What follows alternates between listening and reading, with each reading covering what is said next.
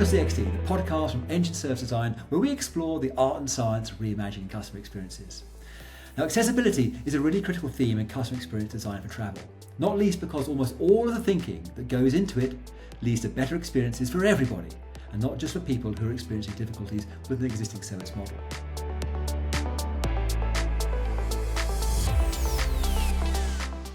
So I wanted to explore accessibility in a bit more detail. And today, I'm absolutely delighted to be joined on the show by Jerry Angrave from the customer experience consultancy Empathyce. Now, Jerry works with companies in many sectors globally, but primarily in aviation and travel. And in terms of accessibility, Jeremy chairs the Accessibility Advisory Board at Virgin Atlantic and is a member of the advisory forums at London Heathrow and Bristol airports. Jerry, thanks for coming on the show. Thank you, Ollie. It's great to be here. Thank you for having me.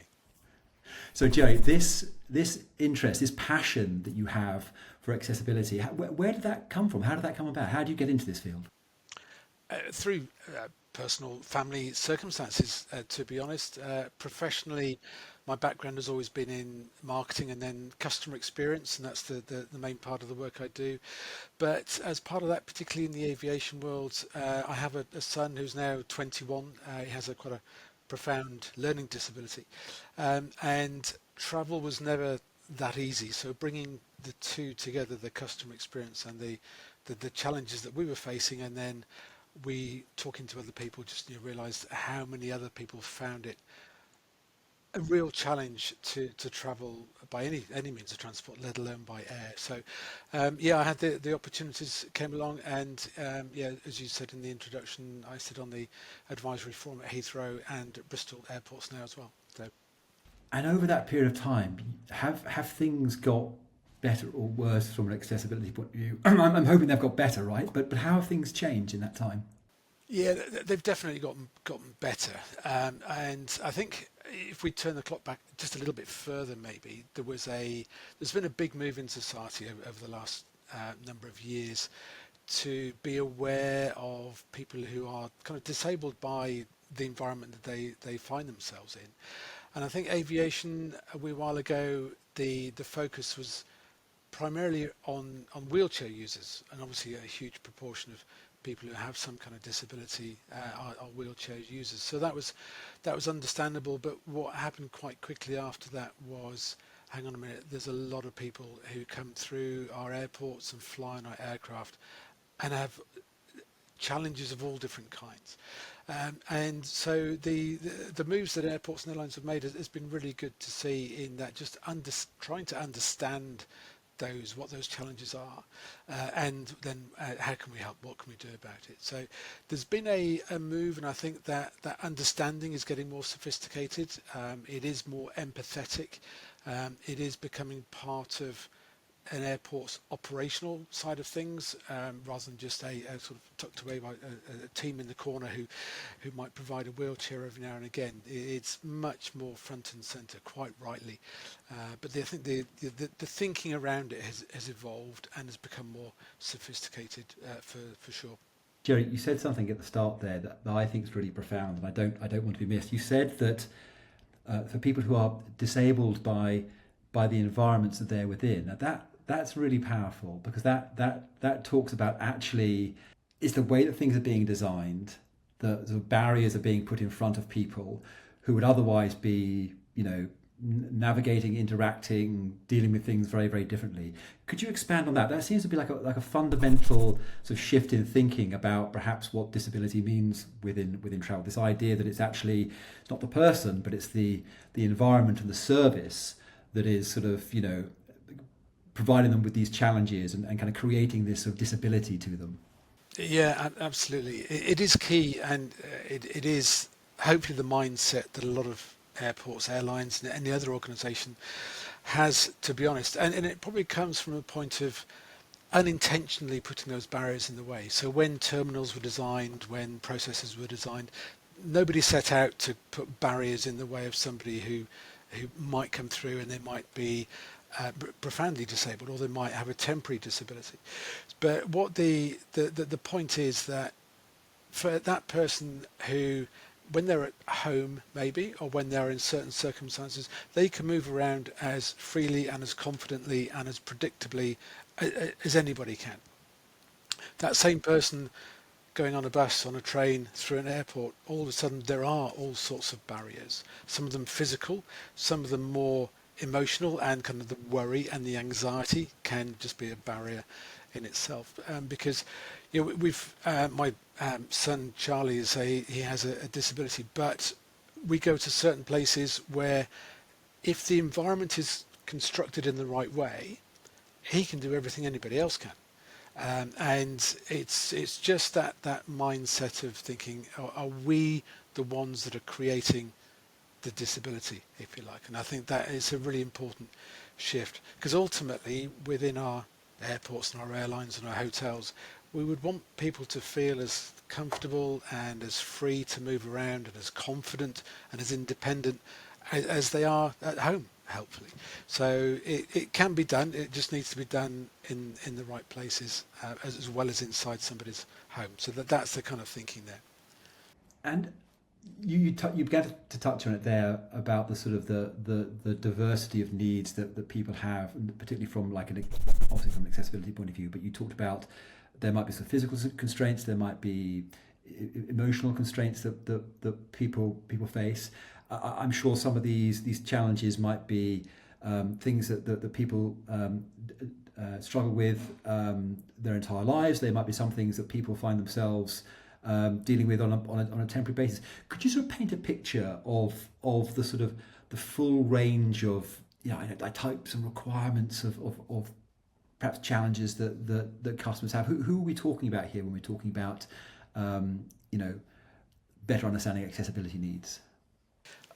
It's how long's a piece of string type question, isn't it? Because to a greater or lesser degree, everybody who comes through an airport is dealing with something, whether they've just had a really, really bad day, whether they've just had a family bereavement, or whether they have a lifelong illness which is causing them challenges. So I think that spectrum is one of the things that gives a lot of airports the challenges, because there are so many different conditions.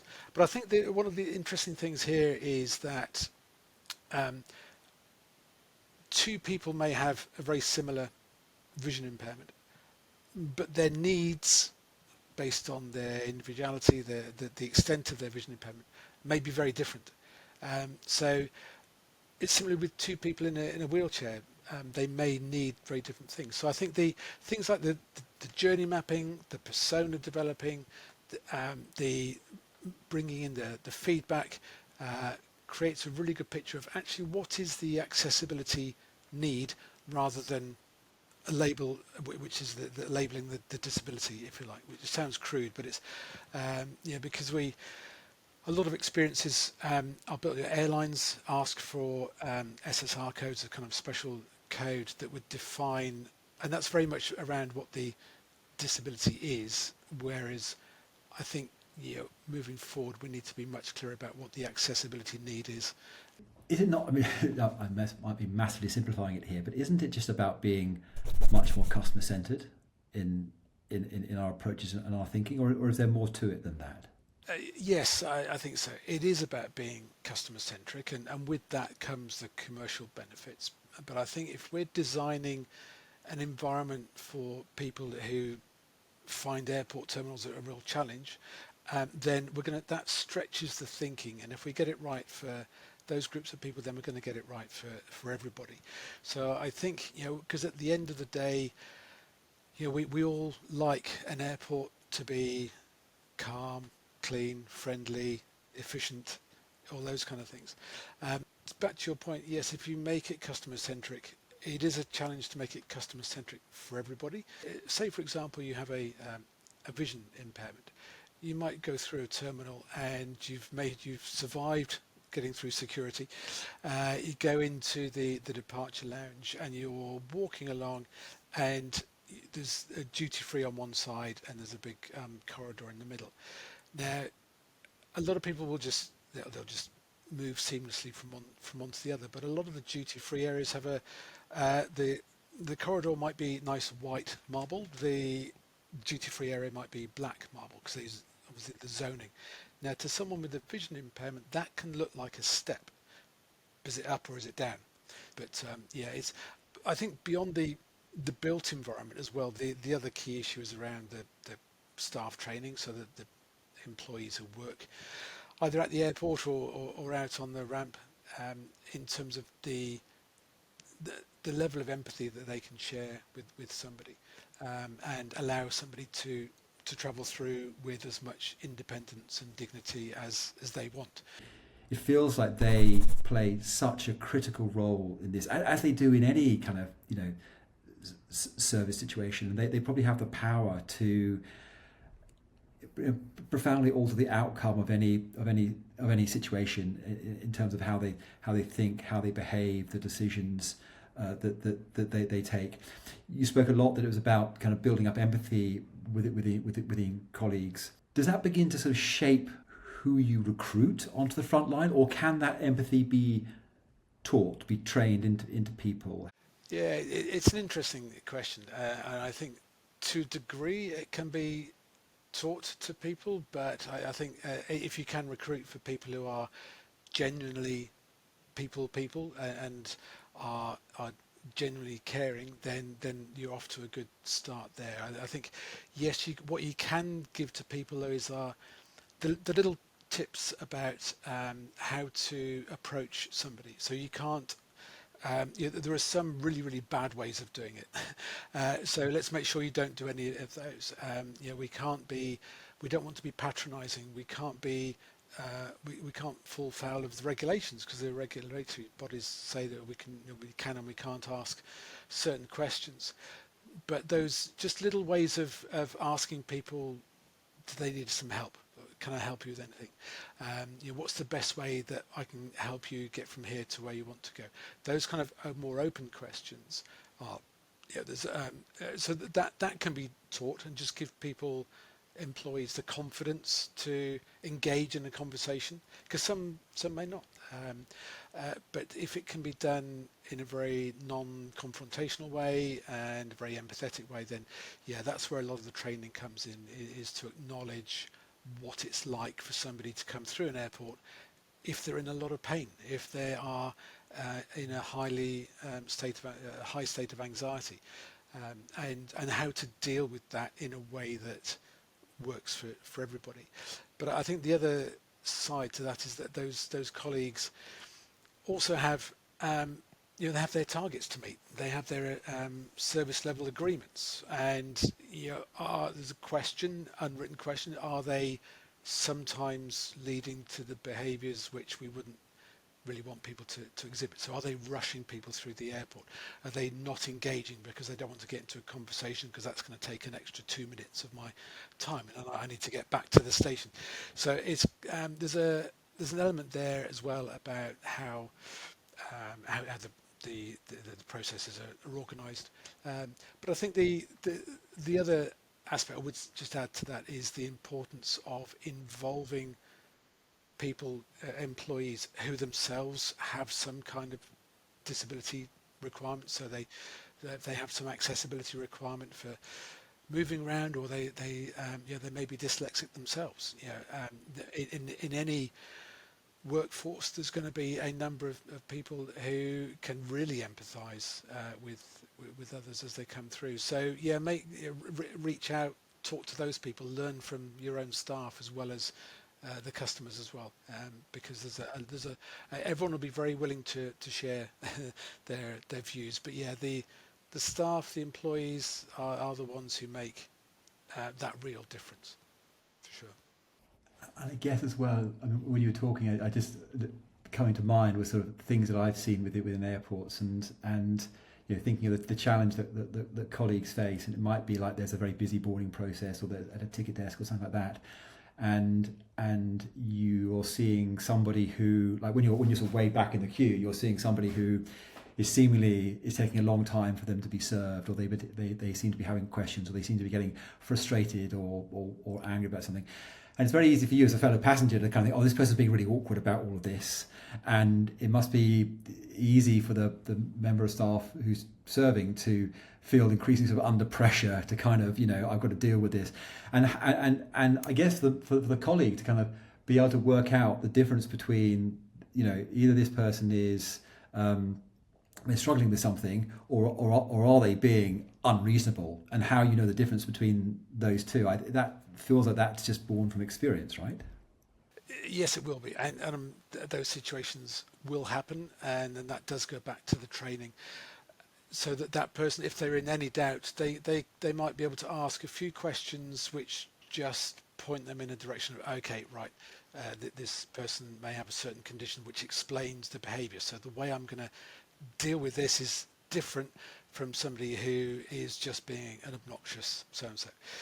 So yeah, that's it's a really good point. Yeah, that training, but also that training can then help them deal with all the other passengers who are going, why are you taking so long? Yeah, all that sort of stuff. So, Jerry, for people who are looking to kind of explore where and how they can improve accessibility, what practical steps can they start to begin to make changes? I mean, perhaps they sort of have a sense that things aren't quite as good as they should be. How do they begin to kind of get a feel for that and begin to kind of build a plan to improve things? Yeah, I talk to the customers, talk to staff, just to get that initial sense of how things are today. So don't be. I'm always surprised how often people are afraid to talk to customers and afraid to engage with them. But have those conversations in a constructive way, just to find out what is it like. And certainly in the early days, you don't have to be doing any sophisticated surveys. Just observe, get out into the terminal, just watch people coming and going, and watch people's behaviours. Why do they think, actually I can't go into this retail outlet because the aisle is too narrow, I can't get my wheelchair in there? Or somebody, I did a walk through at a large airport a couple of years ago, and the guys that were with me said, do you know what, we walk past this retail outlet 10 times a day, but I've never noticed that the entrance to it was was only just wide enough for a wheelchair, which means that somebody is thinking, actually, no, I'm not going to go in there. A, because I can't turn my wheelchair around, and B, if I do go in, somebody might come in behind me and block me in, that sort of stuff. So, which then goes on to having conversations with the planners and the people who are in charge of the physical environment to see actually what can we change, what signage do we need, what physical barriers are we putting in the way? Is it clear where the lifts are? Given that not many people will need a lift maybe, but actually for those who do, it's vitally important. So is it clear where the signage? So I think talking to customers, talking to staff know a lot of the issues, to be honest, and a lot of the problems, and they'll be very willing to point them out, and then start building a relationships around the organisation, around with the ground handlers, with the F&B crews, anybody who works in the airport. Build up relationships with them to start building this bigger picture. And from there, have a good line of sight as how good do you want to be? Do you want to be the world's most accessible built environment? Or do you just want to be the world's best airport, or whatever it might be? Because then and if you have the leadership buy-in to that, then things will start to happen. So it's be patient, I would say, but certainly start by talking to your customers and staff. Because it feels like, to your example about people walking past this retail outlet, 10 times a day and not seeing it, it feels like despite the best intentions, one might just be completely blind to something and it not occur to you at all. So it feels like, from an accessibility point of view, there does need to be a degree of much more conscious effort on the part of the organisation to very kind of deliberately look and think about how things work, because otherwise you just wouldn't you wouldn't realize it would just kind of slip through. Yeah, because it can be quite nuanced. Little things make a big difference. And just going back to your previous question about the initial steps, certainly reach out and engage with representative bodies of different disabilities, and invite them in, and ask them to come and do that audit of how good or otherwise it is, because they will notice things that many other people just won't, and often the things that can make a big difference to people coming through the airport for sure. You mentioned previously about sort of personas within accessibility. Um, are there sort of like a typical set of personas? I mean, I'm assuming they could be really diverse, but would you recommend to look at a typical handful, maybe someone with a mobility need, someone maybe with a hidden disability, or is that not nuanced enough? Is it different? How do you go about thinking about personas from an accessibility perspective? I think you're right. There's a couple of ways that you could do it. You could choose somebody who is reliant on a wheelchair, somebody who has profound autism, somebody who has a need for changing a colostomy. But I think as long as you're really clear about who the person is, and then be really clear about what they want from their journey through the airport. So what are their hopes, needs, fears, expectations? You'd be really clear about documenting all of that. And I think you can create a number of personas that have very specific characteristics, which will certainly put you in the right direction. What I wouldn't lose sight of is that just because they have a disability or a persona based around their disability needs, that they still want to enjoy their airport. They want to go shopping. They want to go and sit down and have a coffee, or maybe even have a pint of beer at 6 o'clock in the morning. So on their way on their summer holidays. So they will still want to do things. And my concern a lot of the times is that to help the airports and airlines process people, which is a horrible expression, they're often put into very nice waiting rooms and stuff, but somebody can get left there for a couple of hours, and it doesn't seem right that person is also exactly the same person as somebody who wants to do a bit of shopping or just browse or people watch. They say, don't they, this thing about what gets measured gets done. So from an accessibility point of view, how do you go about measuring that, and what sorts of things should be measured to make sure things get done? It depends is the unsatisfactory answer. There are a lot of things you can measure, and by and large, a lot of the metrics are based around the time frames, the time scales at which somebody can access the service, or the time, for example, that somebody can be taken off an aircraft once it's landed. The challenge with those metrics, which are understandable why they're there, again, they can sometimes lead to unintended consequences. So that if there is a period of mass disruption at the airport, if it's a particularly high peak traffic period, the provision of the service is still driven around like, okay, how fast can we get people from A to B? Now that may be not what that passenger's priority is. They might just want to get from A to B at a reasonable pace, but I want to not feel rushed, and I want to do it with dignity and feel that I have a degree of control over the journey. Whereas if you're pushed through the airport, if you're rushed through, I mean, to be honest, if you said to Charlie, my son, come on, hurry up, he wouldn't. He'd probably just go slower. To be honest, he wouldn't get, and he'd be actually scared about. Hang on, what's this? All this energy and angst around. Got to go faster. Some people may get not left behind. Well, yeah, left behind. It does happen, doesn't it? Because the agents can only serve so many people at a time, and they may be feeling that I've got to get this person from A to B within those timescales, and that unfortunately means I've got to leave this person on their own for a few minutes. So I think in terms of, yes, the speed, the time frame is important, but I think you then start to look at, well, let's measure what's important to that person, to the passenger. To what degree did we make you feel independent, or how confident did we make you feel?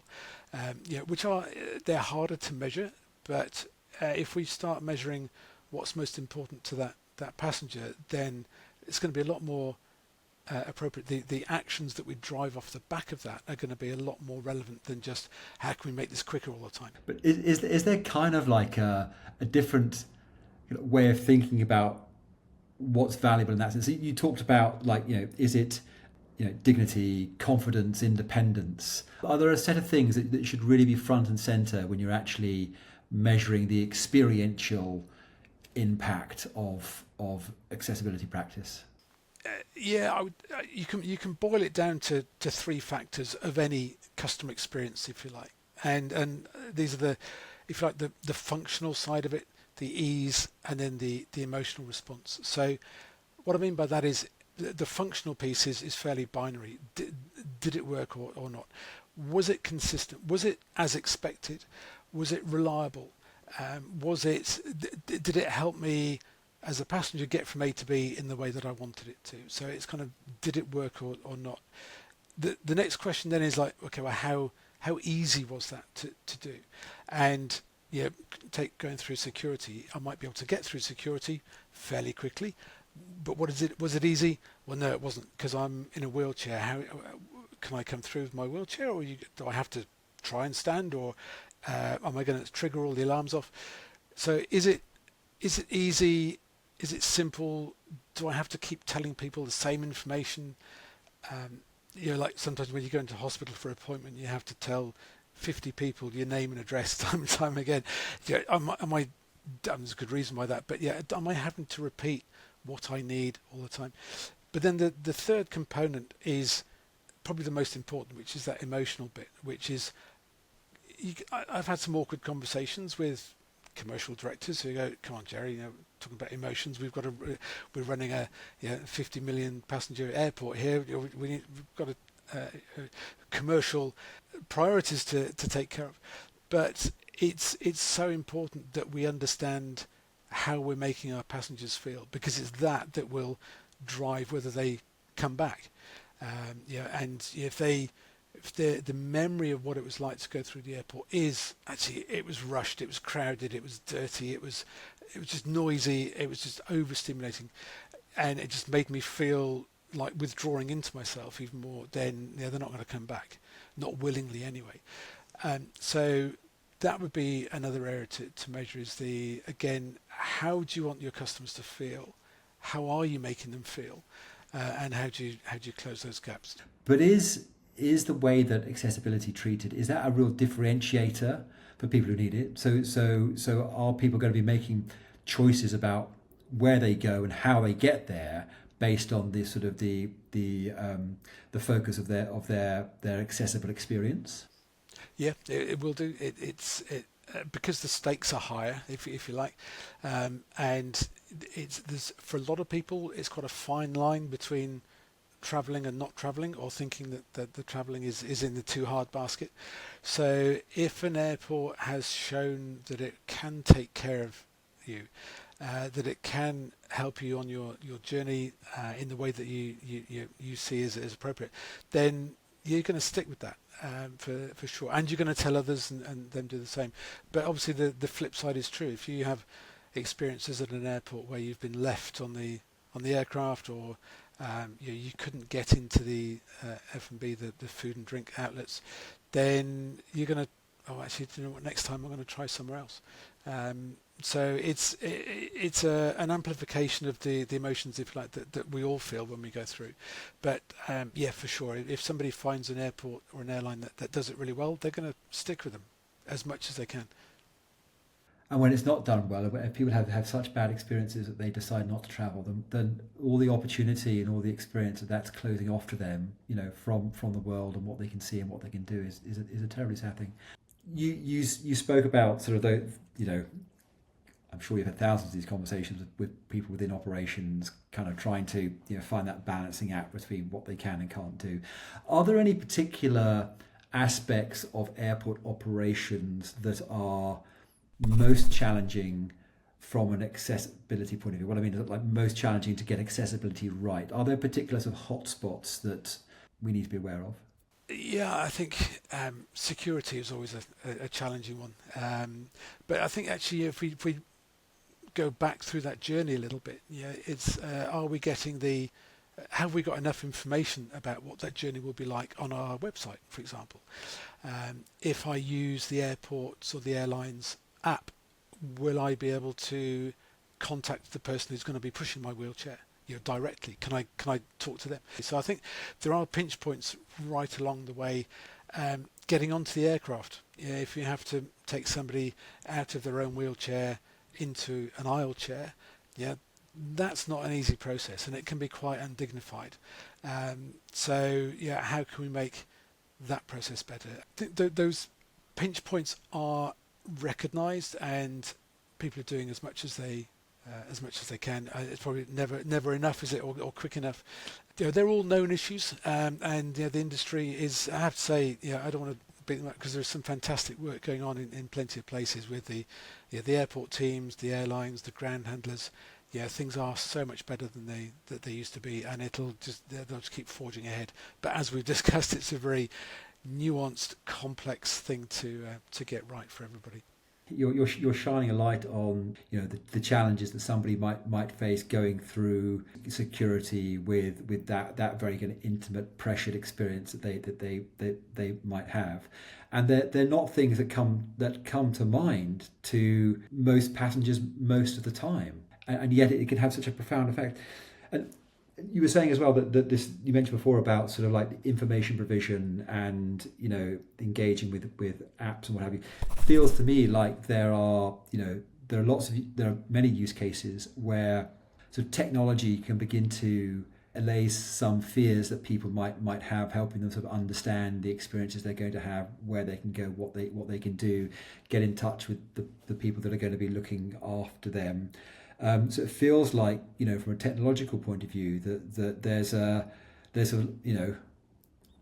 there are brighter opportunities in the future for how expectations can be managed and how services can be provided for people. Do you feel that's the case? Yes, I'd agree with that. I think there's a lot of fantastic technology out there at the moment. It's obviously evolving all the time. I think the challenge, as ever, is it's got to be solving the right problem, and if that comes at a financial cost, then the airport, the ground handler, the airline has to be prepared. Actually, well, if we're serious about accessibility, some of it is fairly low cost, but some of the solutions are going to need some technological development, which comes at a capital cost. So, but there's plenty of technology around. But as I say, it should be there to help the passenger, but also help the employee as well. Help the colleague who's there on the front line, that they have all the right information. It's accurate, it's timely. Again, if there's a delay or a flight gets cancelled, okay, well, this person has these requirements. Okay, right, we're going to have a different solution for them. So technology absolutely in wayfinding, in communication, in onboard technology is absolutely it's we only have to open the pages of our internets every day and just see there's some new technology advancing somewhere. So but it's about harnessing it in the right way for those specific use cases. A couple more questions. So it's tricky. It feels like it's a whole organisational endeavour to really begin to sort out an accessibility experience. Feels like enormous steps have been taken. There are still a series of tragic failures that occur that are publicised when it all goes wrong, which only just highlight how important it is. But are there any sort of standout examples that you're aware of with organisations within aviation, outside of aviation, that get it particularly good? Things people kind of look to for inspiration about this stuff? I think within the world of aviation, I think, to be honest, if you looked at most airports and most airlines, there'll be lots of cases where things are happening really, really well and being done brilliantly. But they then also may have areas where they're falling down. So the same airline that leaves somebody on an aircraft because they haven't got an aisle chair on board is probably the same airline that the next day did something really brilliantly. And I think that's the challenge, is to make sure that it's it's consistent, and when there are operational failures, that it can be handled and rectified really quickly. So it goes back to that point about the empathy, about the consequence of not getting it right is exponentially more significant for someone who has a disability. But I think, I mean, if we look at some of the airports in the UK, in the Middle East as well, over in Doha, I know they've done a lot of work there. In Bahrain, they have. Over in the Far East as well, there's a lot more work done. But again, through Europe, in Rome and Milan, in Spain, Madrid. So there are lots of examples of where there's some really, really good stuff happening. And I think just maybe some airports and airlines are moving at different speeds, but the ground handlers themselves they're helping forge things ahead as well. And there's lots of software providers that are trying to make that task easier as well. So in terms of workflow management and those kind of things. So outside the sector, again, particularly the Sunflower Lanyard is great at cutting across different sectors, because you can go to a supermarket or a grocery store. You can go to a festival. Music festivals do this stuff really, really well, and arguably it's probably easier for them, easier relative sense. But the challenge that airlines and airports have is that their built environment, that permanent structure is there that they have to kind of work around. But cinemas who do autism friendly screenings and that kind of stuff, there's a lot happening in that space. It's all been driven from the right way. It's all about wanting to make experiences more accessible so that everybody can enjoy what everybody can. But I think that recognition that when come back to coming through an airport, for that person, that might only be a 3 or 4 hour period in their life, where we have a moment to shine. Let's make the most of that moment, because they're going to go back to the rest of their life as soon as they've gone. So we have to acknowledge the role we play in that person's life, rather than thinking that it's all about them coming to us, if that makes sense. So there's lots of really good examples, but it's that mindset, I think, that is making the difference. Jerry, that is fantastic. I've learned so much from this conversation. I mean, for me, what's really been impressed upon me is this sort of the dynamic nature of accessibility, and the way that it's never fixed, and we can all find ourselves in those situations at any point in time. The way that it is, design for accessibility is designed for everybody, and how important that is within the experience. The important role that staff need to play, and the kind of the empathy, and also recognizing that they're also operating under very challenging conditions as well, and how they not only have to manage the customer they're dealing with, but also all the other customers that are there at the same time.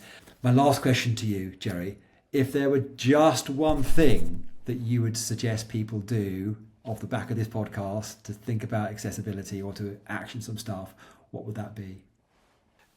It would be to get out into your terminal and look at it through the proverbial eyes of someone who has a disability, whether that's in a wheelchair, whether it's autism or dementia, and also the people who are travelling with them, the carer or the family member as well. I think there's no substitute for talking to people from the disability communities, talking to your own staff who may have some of those challenges as well, and just getting out and experiencing it firsthand. It creates the stories that then helps you leverage the action and start changing things. So that would be where I'd start from, for sure. That's brilliant, Jerry. Thank you so much. So I think from us, it's probably a wrap for today. Jerry, again, thank you for joining us and sharing your wisdom, your insights, your experiences. You kind of pull the curtain back for me on this thing. I'm going to be thinking, very differently and much deeper about all of this. And to you guys out there who've tuned in, please don't forget, obviously, to like and share CXD with your colleagues and all of your channels. And please get in touch if you have anything that you'd like us to cover off in the future. Jerry, once again, thank you so much. And for everybody else, until next time, take care.